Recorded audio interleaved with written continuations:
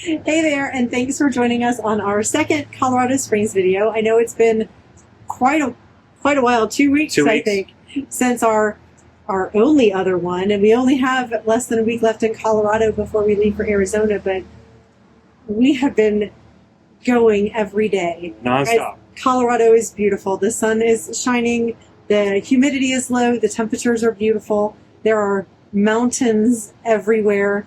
So many parks, so many trails, so many things to see and do. And history and culture. That's what we've been doing.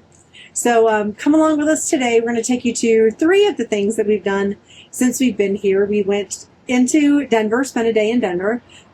We went to the Manitou Cliff Dwellings, and we went to a really neat ghost town museum. So come along with us. We are going to the Old West Ghost Town. Rumor has it that they took actual homes from the Pikes Peak area and brought them down here so that they wouldn't be destroyed, so that they could be preserved. Let's go check it out. Ghost Town Museum. There it is. We stepped inside the building and explored real 1800s buildings moved from mining towns. All the artifacts and exhibits were authentic and hands-on. It really felt like stepping back in time. The general store had shelves of old-fashioned goods, from glass bottles and tins to vintage clothing and tools. The wooden counter, antique cash register, and jars filled with penny candies made it feel like a shop frozen in time. The printing press showcased the painstaking work of setting type and rolling ink to produce newspapers and posters for frontier towns. The apothecary had shelves of glass bottles, powders, and concoctions that promised cures for every ailment. I'm not sure I'd have wanted to have been sick in the early frontier. The saloon captured the lively spirit of the Old West with its polished bar, card tables, and vintage decor. We dropped a few dollars worth of quarters into the player piano and arcade machines.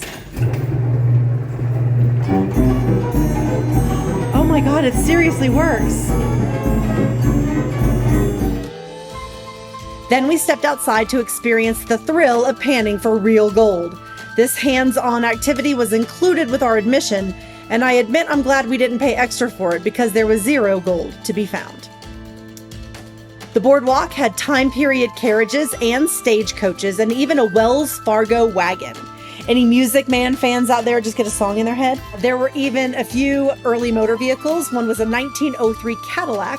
Not sure how authentically ghost towny the cars were, but Scott loves old cars, so that was fun. We also took a look at the domestic world on the frontier. A kitchen, parlor, nursery, dining room, bedroom, and even an early bathroom were furnished with genuine artifacts. It certainly drove home the fact that we live a life of ease. The Manitou Cliff Dwellings in Colorado Springs gave us a fascinating glimpse into the lives of the ancestral Puebloans who lived here over 700 years ago.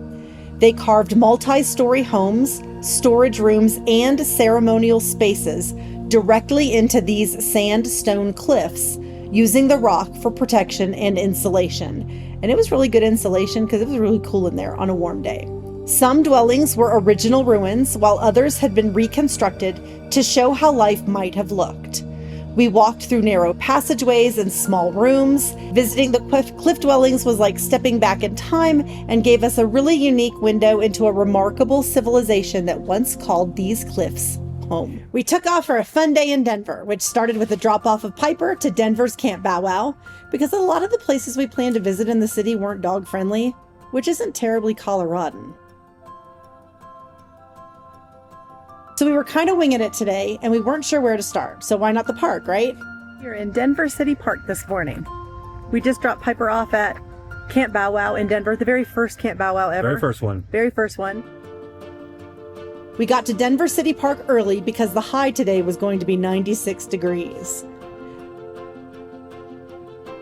There's a 10-foot bronze statue of Dr. Martin Luther King Jr. and 4 figures of civil rights leaders who inspired him: Rosa Parks, Sojourner Truth, Frederick Douglass, and Mahatma Gandhi. Before we left for downtown, we went to Duck Lake, which was really more goose infested. Lots of goose poop. Scott hates geese. The Denver City and County building is almost 100 years old and on the National Registry of Historic Stuff. Where are we at now? We're at the Denver State Capitol building. This building was absolutely lovely, but the air conditioning was not working and it was 96 degrees outside. We did not stay for very long. Come along with us next time as we're going to Pikes Peak. Such a great experience that we did it twice. Once we drove up and once we took the cogwheel train. See you next time.